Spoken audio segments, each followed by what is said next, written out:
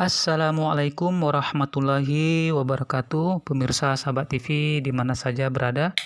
Senang sekali jumpa lagi bersama saya Laude dalam acara Kupas Tuntas Alkitab dan Al-Quran. Pada kesempatan kali ini kita akan mengulas pendapat dari Pavel 88 yang merasa mendapat bisikan dari Roh Kudus. Ya, mari kita simak videonya pada tayangan berikut ini. Shalom guys, Assalamualaikum. Salam sejahtera dari Tuhan Yesus Kristus. Tuhan Yesus Kristus katanya ya. Padahal Yesus sama sekali tidak pernah mengakui, tidak pernah mengatakan bahwa dirinya itu adalah Tuhan. Tetapi Yesus justru berdoa kepada Tuhannya. Kita bisa lihat di dalam Injil Lukas pasal ke-6 ayat 12, di mana Yesus malam-malaman berdoa kepada Allah, yaitu kepada Tuhannya. Kemudian saat Yesus berada di palang salib, kita bisa lihat di dalam Injil Markus pasal 15 ayat ke-34, dan juga kita bisa lihat di dalam Injil Matius pasal ke-27 ayat ke-46. Di sana Yesus mengatakan, "Tuhanku, Tuhanku, mengapa engkau meninggalkan aku?" Artinya Yesus tidak bersatu dengan Allah. Artinya Yesus itu bukan Allah itu sendiri, karena dia sendiri merasa ditinggalkan oleh Tuhannya. Artinya Yesus itu bukan Tuhan. Kemudian kita bisa lagi melihat di dalam Injil Markus pasal 12 ayat 29 sampai dengan 32. Dialog Yesus bersama seorang Yahudi. Pemirsa sendiri di rumah bisa mengecek ya di dalam Alkitab. Kemudian kita bisa lihat Yesus saat dicobai iblis. Adakah Tuhan yang bisa dicobai iblis? Berarti dia itu bukan Tuhan. Karena jika ada Tuhan yang dicobai oleh iblis, berarti itu bukan Tuhan, tetapi Tuhan-Tuhanan ya. Dan Tuhan-Tuhanan inilah yang disembah oleh umat Paulus. Jadi sungguh sangat kasihan sekali ya, pemirsa. Kita bisa lihat lagi di dalam Perjanjian Lama pasal 6 ayat 4. Kemudian pasal 4 ayat 35. Di sana Musa mengatakan, "Syama Israel, Adonai ilah, Adonai ahad." Dengarlah wahai Israel, Tuhan Allah kita ya, Tuhan kita, Adon kita ya, yaitu ilah kita, Tuhan itu adalah Tuhan yang satu, yang ehad, yang esa ya. Nah, jadi ini jugalah yang disampaikan oleh Yesus. Ini jugalah yang disampaikan oleh Yesus di dalam Injil-Injil itu, yaitu Injil 4 Injil, di mana walaupun Injil itu bukanlah Injil Yesus, tetapi Injil itu merekam kata-kata Yesus, pengajaran-pengajaran Yesus. Ya. Dan ketika Pavel 88 ini mengatakan bahwa Yesus itu adalah Tuhan, itu adalah kebodohan karena tidak mengikuti apa yang diajarkan oleh Yesus. Ya, tetapi mengapa dia mengikuti bahwa Yesus itu adalah Tuhan? Mengapa dia mengakui bahwa Yesus itu adalah Tuhan? Karena dia sudah tertipu dengan Paulus. Ya. Karena Paulus sendiri mengatakan, "Sesungguhnya dengan kelicikanku aku telah menjebak kalian dengan tipu daya." Saya ulangi, "Sesungguhnya dengan kelicikanku aku telah menjerat kalian dengan tipu daya." Ya, kita bisa lihat di dalam surat-surat Paulus. Jadi Pavel 8 dan umat Paulus yang lain itu adalah korban dari kelicikan Paulus. Korban dari strategi kejam Paulus. Ya, jadi cukup jelas. Kita lanjut, pemirsa. Menyertai dan memberkati kita semua. Kembali lagi dengan Pavel 88 Channel. Jadi sudah jelas ya pemirsa bahwa ini adalah Pavel 88 Channel yang tentu saja merasa selalu mendapat bisikan atau inspirasi dari Roh Kudus. Ya begitulah, mereka itu selalu merasa mendapat inspirasi dan bisikan dari Roh Kudus. Kita lanjut. Saat ini saya akan bagikan kepada saudara suatu kesaksian yang jujur. Saya mendengarnya, saya merinding ya. Saya mendengarnya dan saya merasa terharu dan juga merasa prihatin dengan keadaan sebelum dia mengenal Yesus sebagai Tuhan dan Juru Selamat. dia merasa prihatin ya, pemirsa ya. Jadi Pavel 88 ini menurut pengakuannya dia merasa prihatin setelah mendengar dari pengakuan seorang murtadin ya yang menerima Yesus. Tetapi yang sangat menyedihkan bahwa dia sendiri tidak prihatin ketika dia itu sudah tertipu dengan Paulus. Dia sudah jauh melenceng dari ajaran Yesus. Dia sendiri tidak prihatin dengan itu. Dia sendiri tidak melihat di dalam Alkitabnya ketika diceritakan di dalam Injil Matius pasal ke-7 ayat 21 sampai 23 di mana di akhir-akhir nanti orang-orang Kristen, umat-umat Paulus itu akan diusir oleh Yesus. Jadi Yesus tidak mengusir Muslim. Yesus tidak mengusir Yahudi. Yesus tidak mengusir ateis. Yesus tidak mengusir orang-orang Hindu atau Buddha. Tetapi dia mengusir orang-orang yang memanggil Tuhan, Tuhan. Bukankah kami bernubuat dengan namamu, serta mengusir setan dengan namamu, dan mengadakan mukjizat dengan namamu juga? Pada waktu itulah Yesus berkata, Aku tidak pernah mengenal kalian, pergilah daripadaku, kalian semua pembuat kejahatan. Injil Matius pasal ke-7 ayat 21 sampai dengan 23. Jadi inilah yang tidak dibaca oleh saudara Pavel 88 ini. Dia sudah tertipu oleh strategi kejam Paulus. Dia sudah terbuai dan sudah merasa seolah-olah mendapat bisikan dari Roh Kudus sehingga dia merasa puas dengan kesesatannya itu, ya. Jadi ini yang sangat menyedihkan ya pemirsa ya. Kita lanjut pemirsa. Saya sungguh-sungguh prihatin, sungguh-sungguh sedih dengan apa yang dia alami sebelum dia mengenal Yesus sebagai Tuhan dan Juru Selamat. Kita juga Muslim mengenal Yesus ya pemirsa. Tetapi bukan sebagai Tuhan dan Juru Selamat. Kita mengenal Yesus seperti apa yang di dalam Al-Quran ceritakan. Bahwa Yesus itu adalah Rasul bagi umat-umat Israel. Yesus adalah utusan bagi orang-orang Bani Israel saja.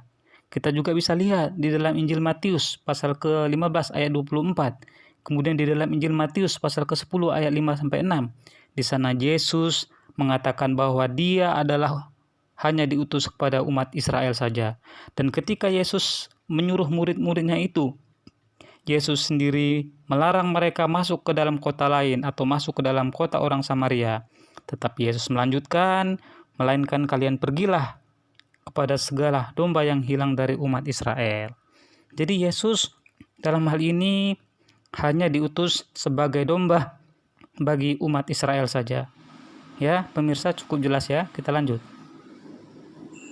Namun menurut saya kesaksian ini wajib untuk kita dengar bersama. Karena kesaksian ini sangat-sangat bagus.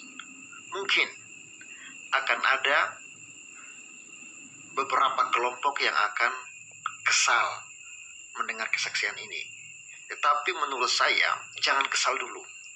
Sebaiknya teliti apakah kesaksian ini, apa yang dikatakan oleh orang ini adalah sesuatu kebenaran atau hanya hoax. Kalau itu suatu kebenaran, bertobatlah guys. Cari Yesus. Hanya Yesus Raja Damai. Dia mengatakan bahwa Yesus hanyalah Yesus Raja Damai ya pemirsa ya. Dia mengatakan hanya Yesuslah Raja Damai. Tetapi dia tidak melihat di dalam kitab Ibrani pasal 7 bahwa Melkisedek itu adalah juga Raja Damai yang tidak berawal, tidak berakhir, bahkan hidupnya tidak berkesudahan. Orang ini lebih hebat daripada Yesus. Ya, tetapi malangnya Pavel 88 ini tidak melihat kisah Melkisedek seperti apa yang diceritakan di dalam kitab Ibrani pasal ke-7. Ya, itu yang sangat menyedihkan dari Pavel 88 ini. Dia tidak memahami Alkitabnya sendiri. Ya, jadi pemirsa di rumah, tolong pemirsa di rumah bisa cek apa yang saya katakan. Siapa itu Raja Damai? Bisa dilihat di dalam kitab Ibrani Perjanjian Baru pasal ke-7. Di sana saudara bisa lihat bagaimana kisah Melkisedek yang hidupnya tidak berawal, tidak berakhir, bahkan tidak punya silsilah. Ya, bisa saudara baca. hidupnya itu tidak akan berkesudahan. Ini beda dengan Yesus, di mana Yesus dilahirkan dari seorang perawan Maria yang berasal dari vagina yang berbulu, yang berlobang, yang berlendir. Ya pemirsa, saya mohon maaf mengucapkan ini, tetapi ini agar bisa didengar oleh orang-orang yang merasa mendapat bisikan dari Roh Kudus bahwa yang mereka sembah Yesus itu, ya, itu adalah makhluk yang hina, yang rendah, yang derajatnya juga sama seperti kita. Tetapi kita sebagai muslim memuliakan dia karena dia adalah salah seorang rasul, utusan Tuhan yang mulia. Tetapi malangnya umat Paulus itu menyembah seorang manusia Yesus yang berasal dari lubang vagina yang berbulu. Ya. Ini malangnya mereka itu pemirsa. Jadi saya mohon maaf mengucapkan ini. Saya mengucapkan ini agar mereka mempergunakan akalnya ya pemirsa. Ya, kita lanjut. Hanya Yesus juru selamat. Di luar Yesus, Anda pasti binasa. Karena segala ritual-ritual agama yang dilakukan di luar Yesus itu tidak akan pernah membawa Anda kepada hidup yang kekal. Nah, ini pemirsa ya. Dia mengatakan di luar Yesus tidak akan mendapatkan hidup yang kekal. Dan dia mengatakan segala ritual kita adalah sia-sia. Ya, siapa yang mengatakan itu? Apakah Yesus? Bukan, tetapi itu adalah Paulus. Jadi ini bertentangan dengan ajaran Yesus sendiri. Karena menurut pandangan Kristen sesuai dengan apa yang dikatakan oleh Pavel 88 tadi itu, ya, bahwa kematian Yesus di kayu salib itu adalah merupakan suatu keharusan, ya, karena dengan cara itu dosa mereka tertebus. Artinya segala macam ibadah itu adalah sia-sia seperti apa yang dia katakan tadi. Tetapi menurut pandangan Injil, untuk meraih keselamatan itu kematian Yesus itu tidak diperlukan ya. Kematian di atas kayu salib itu tidak diperlukan. Karena Yesus sendiri mengatakan di dalam Injil Matius pasal ke-9 ayat 6, ya, di dunia ini anak manusia berkuasa mengampuni dosa. Jadi keterangan Isa ini diberikan ketika dia masih hidup. Jadi jelas bahwa untuk menebus dosa, kematiannya di atas kayu salib itu bukan merupakan suatu keharusan. Ya. Kemudian orang Kristen juga mengatakan, Yesus terbunuh untuk menyelamatkan mereka agar menjadi penebus dosa mereka. Kalau tidak mati di salib berarti kabar suka dari Paulus dan kepercayaan orang-orang Kristen akan menjadi sia-sia. Ya benar, bahwa sia-sialah kepercayaan atau keimanan orang-orang umat Paulus, ya. Sia-sialah keimanan mereka itu karena mereka sudah tertipu dengan Paulus, ya. Jadi Yesus itu tidak mati di tiang salib. Jadi dakwah Anda itu, pesan Anda itu adalah salah. Kematian di atas kayu salib itu bertentangan dengan kehendak Allah dan juga bertentangan dengan ajaran Yesus sendiri. Ya, kita bisa lihat di dalam Hosea pasal 6 ayat 6, di mana sana dikatakan, sebab aku menyukai kasih setia dan bukan korban sembelihan, dan menyukai pengenalan akan Allah lebih daripada korban-korban bakaran. Hosea pasal 6 ayat 6.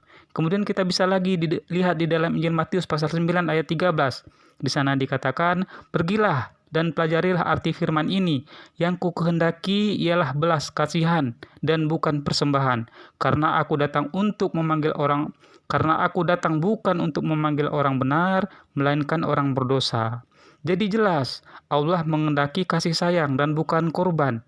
Jadi untuk memperoleh kasih sayang Allah itu, jalan satu-satunya hanya bertaubat. Yang untuk itu, Yesus menyeru sepanjang hidupnya. Jadi, adalah suatu kebenaran yang hakiki bahwa kalau Yesus mati di kayu salib, maka kematian demi menebus dosa manusia adalah bertentangan dengan kehendak Allah dan juga bertentangan dengan kedudukan Yesus sendiri. Jadi ini kesalahan dari Pavel 88 ini tidak memahami dari Alkitabnya sendiri. Kita lanjut. Firman Tuhan sudah sangat jelas mengatakan, di luar aku kamu tidak bisa berbuat apa-apa. Kebaikanmu tidak bisa membawa engkau kepada surga. Ritual-ritual agamamu tidak bisa membawa engkau ke surga. Jadi sudah jelas ya pemirsa, seperti yang sudah saya sampaikan tadi, ya, bahwa ritual-ritual itu adalah perintah dari Allah saja. Kita bisa lihat ya, ketika Yesus itu mengatakan ya, di dalam Injil Matius pasal 7 ayat 21. Bukan setiap orang yang menyeru kepadaku, Tuhan, Tuhan, akan masuk ke dalam kerajaan surga, melainkan dia yang melaksanakan kehendak Bapa-Ku yang di surga. Apa itu kehendak Bapa? Kita bisa lihat lagi di dalam Injil Matius. Ya, di sana dikatakan, ya kita bisa lihat lagi di dalam Injil Matius. Di sana dikatakan, ya, janganlah kamu sangkakan bahwa aku datang untuk merombak hukum Taurat. Bukanlah aku datang untuk meniadakannya, tetapi untuk menggenapinya. Sehingga aku berkata kepadamu, ya, tidak akan ditiadakan dari hukum Taurat itu sebelum semuanya tergenapi. Barang siapa yang meniadakan satu saja dari perintah hukum Taurat, maka dia akan berada pada tempat yang terendah dalam kerajaan surga. Tetapi barang siapa yang mengadakannya, dia akan berada pada tempat yang tertinggi di dalam kerajaan surga. Kemudian Yesus mengatakan, jika hidup keagamaanmu tidak lebih baik daripada ahli-ahli Taurat dan orang-orang Farisi, maka kamu tidak akan masuk ke dalam kerajaan surga. Jadi pasal 88 ini hanya mimpi ketika dia mengatakan bahwa hanya dialah yang masuk ke dalam kerajaan surga itu. Justru dialah yang akan didepak, yang akan dilempar dari kerajaan surga, karena hidup keagamaannya itu tidak lebih baik daripada ahli-ahli Taurat dan orang-orang Farisi. Ya. Jadi ini yang tidak disadari oleh Pavel 88 itu. Dia hanya beriman dengan kata-kata Paulus. Ya, sebab Paulus sendiri mengatakan di dalam Roma pasal 10 ayat 9, sebab jika kamu mengaku dengan mulutmu bahwa Yesus adalah Tuhan dan percaya dalam hatimu bahwa Allah telah membangkitkan dia dari antara orang mati, maka kamu akan diselamatkan. Jadi hanya ini saja modal dari umat Paulus itu, modal percaya dan percaya maka akan selamat. Tetapi bertentangan dengan apa yang Yesus katakan. Di sana Yesus mengatakan seperti apa yang sudah saya kutip tadi. Jika hidup keagamaanmu tidak lebih baik daripada ahli-ahli Taurat dan orang-orang Farisi, maka kamu tidak akan masuk ke dalam kerajaan surga. Dengan kata lain, jika hidup orang-orang Kristen, jika hidup umat-umat Paulus tidak lebih baik daripada ahli Taurat dan orang-orang Farisi, maka umat-umat Paulus atau orang-orang Kristen tidak akan masuk ke dalam kerajaan surga. Jadi bagaimana Pavel 88 ini akan memperoleh keselamatan jika hidup keagamaannya tidak lebih baik? Jika hidup keagamaannya Pavel 88 itu tidak lebih baik daripada ahli Taurat dan orang-orang Farisi, bagaimana mungkin mereka akan masuk ke dalam kerajaan surga? Jadi tolong dijawab itu, wahai Pavel 88. Jangan hanya bermimpi bahwa keselamatan itu hanya kalian yang memperoleh itu. Justru kalianlah yang akan diusir oleh Yesus, karena justru kehidupan keberagamaan kalian itu tidak lebih baik daripada ahli-ahli Taurat dan orang-orang Farisi. Justru kalianlah yang merombak dan menghancurkan segala hukum Taurat, karena kalian mengikuti si Paulus, si penyesat itu. Kita lanjut. Karena apa? Semua manusia telah berbuat dosa dan telah kehilangan kemuliaan Allah. Roma 2, hanya ketika Anda masih ada di dunia. Kalau Anda sudah meninggal, biar satu Indonesia, satu bumi ini mendoakan supaya Anda selamat, Anda tidak akan bisa selamat. Karena apa? Keselamatan hanya akan dapat kita peroleh selama kita hidup. Hidup kita sekarang ini akan menentukan masa depan kita. Kalau kita mempercayai Yesus sebagai Tuhan dan Juru Selamat, maka kita pasti selamat. Siapa yang mengatakan itu? Paulus. Jadi Pavel 88 ini percaya kepada si penyesat Paulus. Jadi bersiap-siaplah masuk ke dalam neraka. Bersiap-siaplah diusir oleh Yesus. Karena Yesus sendiri akan mengusir Anda sesuai dengan di dalam Injil Matius pasal ke-7 ayat 21 sampai dengan 23. Silakan baca sendiri di dalam Alkitab Anda. Jadi tolong dicerna sendiri dengan akalnya, ya. Kita lanjut. Kalau kita menolak dia, menolak pengorbanannya di atas kayu salib, maka engkau pasti akan binasa. Nah, ini yang seperti yang sudah saya jelaskan tadi, bahwa pengorbanan Yesus di atas kayu salib itu ya berlawanan dengan kehendak Allah dan juga berlawanan dengan kedudukan Yesus sendiri. Seperti kita bisa lihat di dalam Hosea pasal 6 ayat 6. Di sana dikatakan, sebab aku menyukai kasih setia dan bukan korban sembelihan, dan menyukai pengenalan akan Allah lebih daripada korban-korban bakaran. Hosea pasal 6 ayat 6. Dan juga kita bisa lihat kata-kata Yesus di dalam Matius pasal 9 ayat 13. Pergilah dan pelajarilah arti firman ini, yang ku kehendaki ialah belas kasihan dan bukan persembahan, karena aku datang bukan untuk memanggil orang benar, melainkan orang berdosa. Jadi jelas Allah menghendaki kasih sayang dan bukan korban. Jadi kematian Yesus di atas kayu salib seperti yang ada klaim itu adalah korban, itu adalah kebohongan dan kebodohan.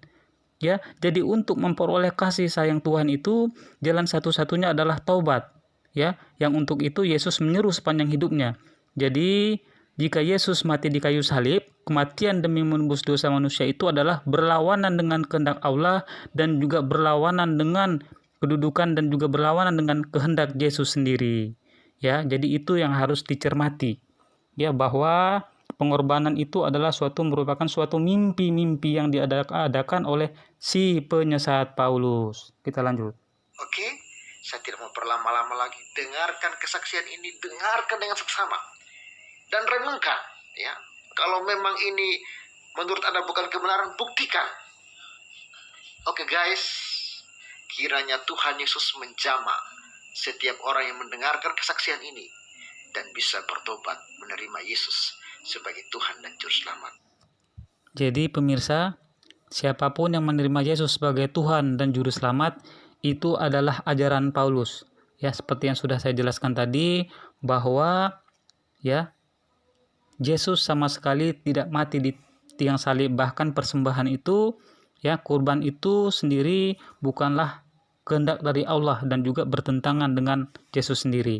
Ya, adapun bagaimana kesaksian dari murtadin ini nanti seperti yang dilampirkan oleh Pawel 88 ini akan kita sanggah pada pertemuan berikutnya. Terima kasih atas segala perhatian. Mohon maaf atas segala kekurangan. Ya, semoga pemirsa yang ada di rumah diberikan akal yang jernih oleh Allah Subhanahu wa taala kepada umat Paulus. Ya, bersikaplah yang jujur, gunakan akal sebelum kita semua dikirim ke akhirat. Ya, gunakan akal, karena seperti yang kata Yesus sendiri katakan, carilah kebenaran itu, maka kebenaran akan membebaskan kamu. Ya, terima kasih. Assalamualaikum warahmatullahi wabarakatuh.